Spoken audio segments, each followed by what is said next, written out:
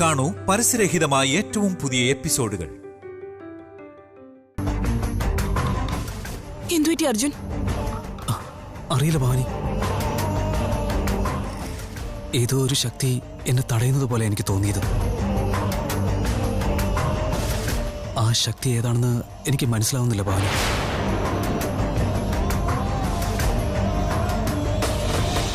അർജുൻ, നാഗമാതാവ് ഞങ്ങളുടെ കൂടെ വന്നിരിക്കുക. ഇത് തീർച്ചയായിട്ടും നാഗമാതാവ് ചെയ്യുന്നതായിരിക്കും. ഇപ്പൊ ആ നാഗമാതാവിനെ നമ്മൾ പ്രാർത്ഥിച്ച ഒരു തടസ്സം ഉണ്ടാവില്ല. അമ്മേ നാഗമാതാവേ, എന്നിൽ കരുണ കാണിച്ച് ഒരു തടസ്സവും കൂടാതെ ഞങ്ങളെ കാത്തോളണേ.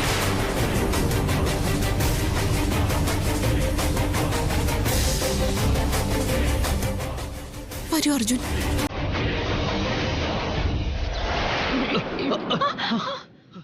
അർജുൻ, എന്താ ഇങ്ങനെയൊക്കെ സംഭവിക്കുന്നത്?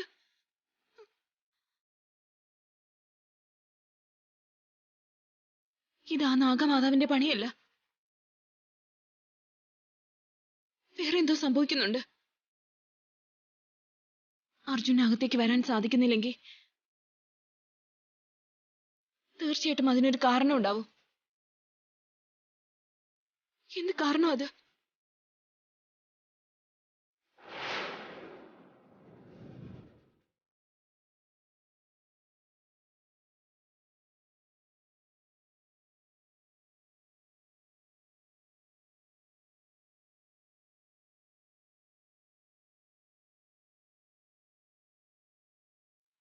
അർജുൻ, എനിക്ക് മനസ്സിലായി. അർജുൻ, എനിക്കെല്ലാം മനസ്സിലായി. നിനക്കെന്താ മനസ്സിലായത്? ശിവപുത്രിയായ മാനസാദേവി നാഗങ്ങളാൽ പൂജ ചെയ്യപ്പെട്ട് നാഗകുലത്തിന്റെ രക്ഷയായ ദേവിയാണ്. അതുകൊണ്ട് അർജുന്റെ കയ്യിലുള്ള ഈ ഏലസ് നാഗകുലത്തിനെതിരാണ്. അത് വിനത ദേവി തന്നതാണ്. ഈ ഏലസ് നിന്റെ ഭർത്താവിന്റെ കയ്യിൽ നീ കെട്ടുക. ഇതുള്ള കാലത്തോളം നാഗവംശത്തിൽ നിന്ന് മാത്രമല്ല, മറ്റാരിൽ നിന്നും നിന്റെ ഭർത്താവിന് യാതൊരു ആപത്ത് സംഭവിക്കില്ല.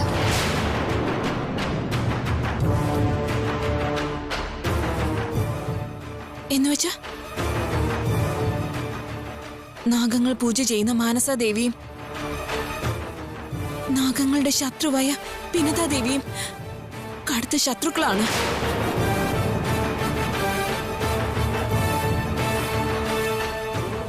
അതുകൊണ്ട് അർജുൻ, ഈ ഏലസ് ഉള്ളതുകൊണ്ടാ അർജുൻ അകത്തേക്ക് പ്രവേശിക്കാൻ സാധിക്കാത്തത്. അതായത് ഈ ഏലസ് എന്റെ കയ്യിലുള്ളതുകൊണ്ടായിരിക്കാം എനിക്ക് ഇവിടെ നിന്ന് മുന്നോട്ട് പോകാൻ സാധിക്കാത്തത്. എന്നെ തടുക്കാത്ത ശക്തി നിന്നെ തടയുന്നുണ്ടെങ്കിൽ അതിന് തീർച്ചയായും കാരണം ഏലസ് ആയിരിക്കും. ഈ ഏലസ് ഉണ്ടെങ്കിൽ മാനസദേവിയുടെ അനുഗ്രഹം ചിലപ്പോൾ നമുക്ക് കിട്ടില്ലായിരിക്കും. ഈ ഏലസ് മാറ്റിയാൽ നാഗദേവത എന്നെ കൊല്ലുകയും ചെയ്യും. ഇപ്പൊ എന്താ ചെയ്യുക?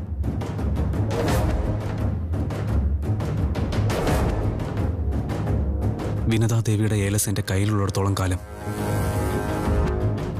എന്നെ ഒന്നും ചെയ്യാൻ പറ്റില്ല എന്ന് അറിഞ്ഞിട്ടും ആ നാഗദേവത എന്നെ കൊല്ലാനായിട്ട് പിന്നാലെ തന്നെ വരികയാണല്ലോ. ഇതിപ്പോ ഏലസിന്റെ കയ്യിലില്ലെങ്കിൽ നാഗദേവത ഉറപ്പായിട്ടും എന്നെ കൊന്നിരിക്കും.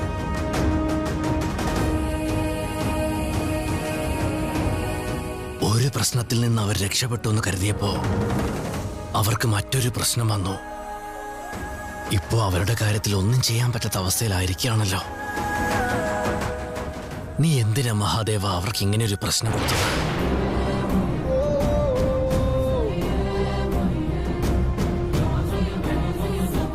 നാഗമാതാവ് സ്വയം ശബ്ദം എടുത്തതുകൊണ്ട് അവർക്ക് വേണ്ടി എനിക്ക് ഒരു കാര്യവും ചെയ്യാൻ കഴിയാത്ത അവസ്ഥയിലായി പോയല്ലോ. അങ്ങ് തന്നെ ഒരു വഴി കാണിച്ചു തരണേ മഹാദേവ. അമ്മേ, ഞങ്ങൾ അങ്ങയുടെ അനുഗ്രഹത്തിന് വേണ്ടിയാ വന്നത്. നിന്റെ കൺമുന്നിൽ തന്നെ നാഗമാതാവ് എന്റെ ഭർത്താവിനെ കൊല്ലാൻ നീ ആഗ്രഹിച്ചിട്ടുണ്ടെങ്കിൽ ഞങ്ങൾ ബലഹീനരായി പോവും.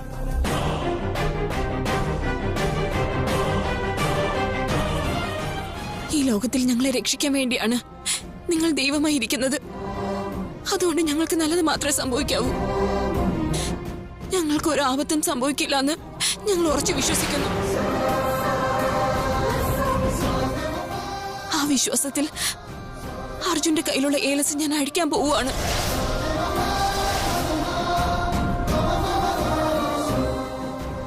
എന്റെ അർജുന് ജീവൻ സംരക്ഷിക്കുന്ന ഏലസ് ഞാൻ അഴിക്കാൻ പോവുകയാണ്.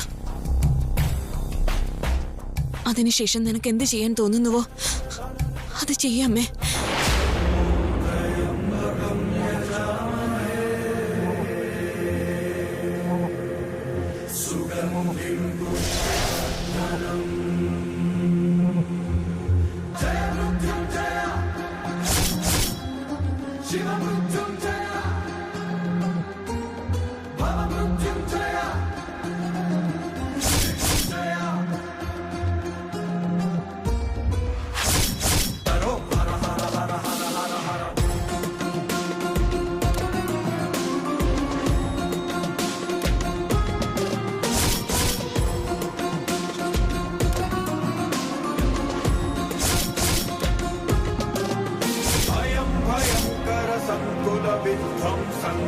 संकटसमयम् सङ्घमरणविनिवारणतरुणं शङ्करा त्वमेव शरणो अभयङ्करा त्वमेव शरणो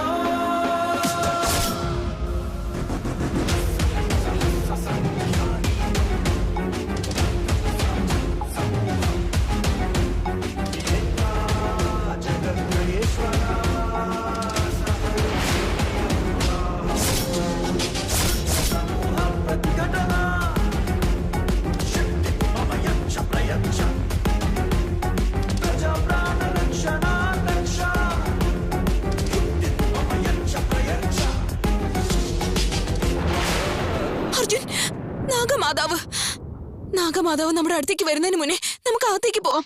അർജുൻ,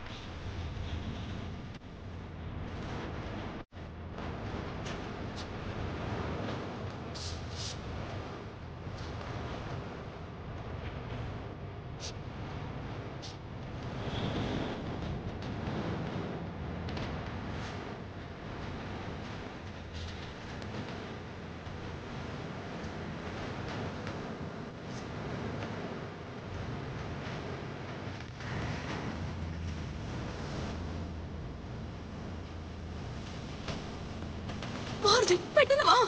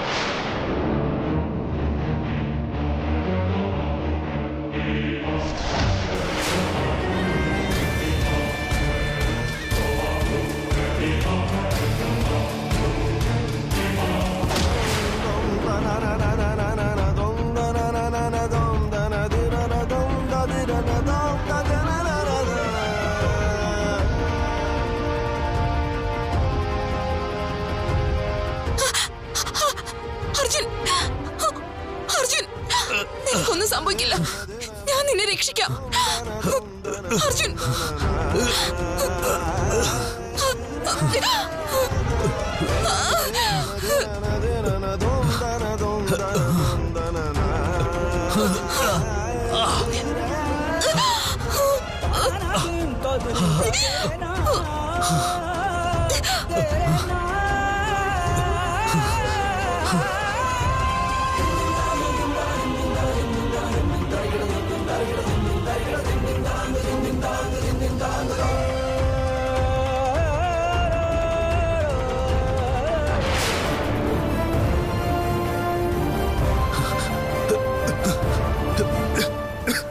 അർജുൻ, നിനക്കൊന്നും പറ്റിയില്ലല്ലോ അർജുൻ. അർജുൻ, ദേവിയെ ദർശിക്കാനുള്ള നല്ല സമയം അവസാനിക്കാൻ പോവുക. ദേവിയുടെ അനുഗ്രഹം നമുക്ക് കിട്ടിയ അതിനുശേഷം നമുക്കൊരു കഷ്ടത ഉണ്ടാവില്ല അർജുൻ. അർജുൻ എഴുന്നേക്ക്, എഴുന്നേക്ക് അർജുൻ.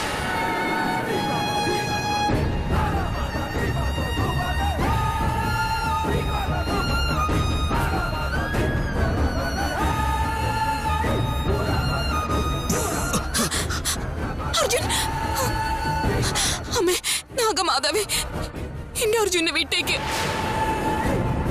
ഭവാനി, നമുക്കൊന്നും സംഭവിക്കാതിരിക്കണമെങ്കിൽ നമ്മൾ രണ്ടും കൈകോർത്ത് തന്നെ പോണം. നീ എന്താ പറയുന്നത് അർജുൻ? ഈ നാഗദേവതയിൽ നിന്ന് രക്ഷപ്പെട്ട് ആ അമ്മയുടെ നടയിൽ പോയി എങ്ങനെ തൊഴണമെന്ന് എനിക്ക് നന്നായിട്ട് അറിയാം. അർജുൻ, നീ എന്താ പറയുന്നതെന്ന് എനിക്കൊന്നും മനസ്സിലാവുന്നില്ല. നീ എന്നോട് വാ, ഞാൻ പറയാം.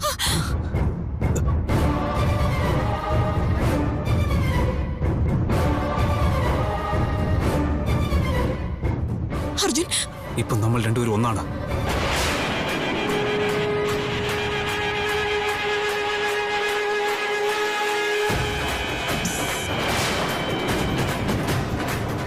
ശരി അമ്മേ, അമ്മയെന്ന് എനിക്ക് രക്ഷപ്പെടാൻ സാധിക്കില്ലെന്ന് എനിക്കറിയാം.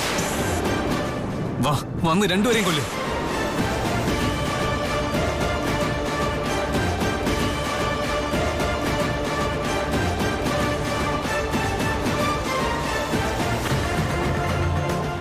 അർജുൻ, നിങ്ങൾ രണ്ടുപേരും പരസ്പരം കൈകോർത്ത് പിടിച്ചു പോയാൽ മാത്രമേ നിങ്ങൾ വിചാരിച്ചതൊക്കെ നേടിയെടുക്കാൻ കഴിയൂ. ഇപ്പൊ നാഗദേവതയ്ക്ക് നമ്മളെ ഒന്നും ചെയ്യാൻ സാധിക്കില്ല ഭവാനി. അതെന്താന്ന് വെച്ചാ നമ്മൾ രണ്ടുപേരും ഇപ്പൊ ഒന്നാണ് ഭവാനി. വാ, നമുക്ക് പോയി ദർശനം നടത്താം.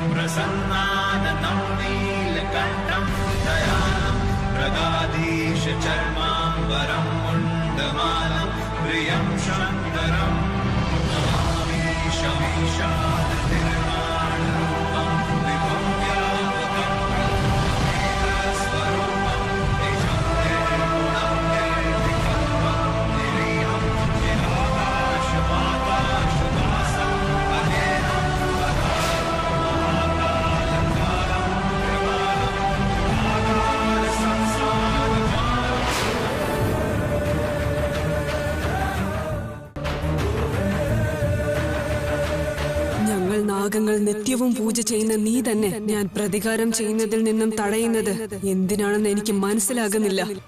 നീ തന്നെ എന്നെ സംരക്ഷിക്കുന്നു എന്ന് പറയുന്നു. എന്നിട്ട് തെറ്റായ ഒരു കാര്യം കാണുമ്പോ ഞാൻ പ്രതികരിക്കാതിരിക്കുന്നത് എങ്ങനെയാണ്? ഞാൻ തെറ്റ് ചെയ്യുന്നു എന്നാണോ അമ്മ പറയുന്നത്?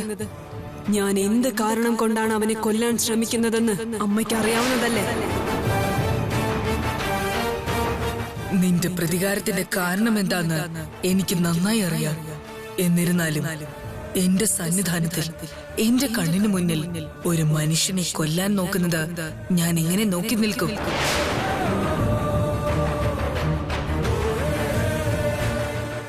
അവനെ കൊല്ലാനുള്ള അവസരം എപ്പോ വരുമെന്നോർത്താണ് ഞാൻ കാത്തിരിക്കുന്നത്. എനിക്ക് ലഭിച്ച ഈ അവസരം ഞാൻ എങ്ങനെ വേണ്ടെന്ന് വെക്കും? നിനക്ക് ലഭിച്ച അവസരത്തിൽ എനിക്കിഷ്ടമില്ലാത്തൊരു കാര്യം ഞാൻ എങ്ങനെ സഹിക്കണമെന്നാണ് നീ പറയുന്നത്? എന്നെ പൂജിച്ച് എന്റെ സഹായം അഭ്യർത്ഥിച്ചു വന്ന എന്റെ ഭക്തരെ എനിക്ക് സംരക്ഷിക്കാൻ കഴിഞ്ഞില്ലെങ്കിൽ അവർക്ക് എന്നിലുള്ള വിശ്വാസം നഷ്ടമാകും. വിശ്വാസമില്ലാത്തിടത്ത് ഭയവും ഭക്തിയും ഉണ്ടാകില്ല, ബഹുമാനവും മര്യാദയും ഉണ്ടാകില്ല. ഇതൊന്നുമില്ലാതെ പോയാൽ എന്റെ പേര് തന്നെ കളങ്കപ്പെട്ടു പോകും. അതുകൊണ്ട് ഇവരെ സംരക്ഷിച്ച എന്റെ നാമം ഞാൻ കാത്തുരക്ഷിക്കണോ, അതോ നിനക്ക് സഹായം ചെയ്ത് എന്റെ പേര് ഞാൻ കളങ്കപ്പെടുത്തണോ? ഞാനും അമ്മയും ഒരേ കുലമാണ്. എനിക്കൊരാവശ്യം വന്നപ്പോൾ എന്നെ സഹായിക്കുന്നതിന് പകരം മറ്റു കുലത്തിലുള്ള ആൾക്കാരെ സംരക്ഷിക്കുന്നതാണോ അമ്മയുടെ ധർമ്മം? ന്യായവും നീതിയുമെല്ലാം ജാതി സംബന്ധിച്ചതോ അല്ലെങ്കിൽ കുലമോ മതമോ സംബന്ധിച്ചതോ അല്ല. അത് എല്ലാവർക്കും ഒരുപോലെയാണ്. എന്നാൽ നീ എന്റെ ജാതിയിലുള്ളതായതുകൊണ്ട് നിനക്ക് അവരെ തടയാനുള്ള എല്ലാ അധികാരവും അവകാശവും ഉണ്ട്. അത് ഞാൻ സമ്മതിക്കുന്നു. എന്നാൽ എന്റെ കൺമുന്നിൽ വെച്ച് എന്റെ ഭക്തരെ നീ കൊത്തിക്കൊല്ലുമെന്ന് പറയുന്നത് അത് ഞാൻ സമ്മതിക്കുകയുമില്ല, ക്ഷമിക്കുകയുമില്ല.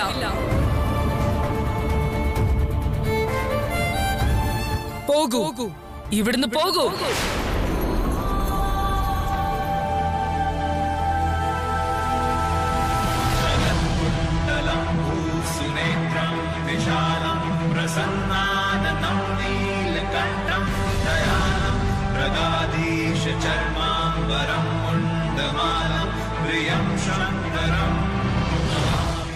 ദേവി, അവിടുത്തെ ദർശിക്കാൻ വേണ്ടിയാണ് നാഗദേവത ഏർപ്പെടുത്തിയ തടസ്സങ്ങളൊക്കെ താണ്ടി ഞങ്ങൾ ഇവിടെ എത്തിച്ചേർന്നിരിക്കുന്നത്.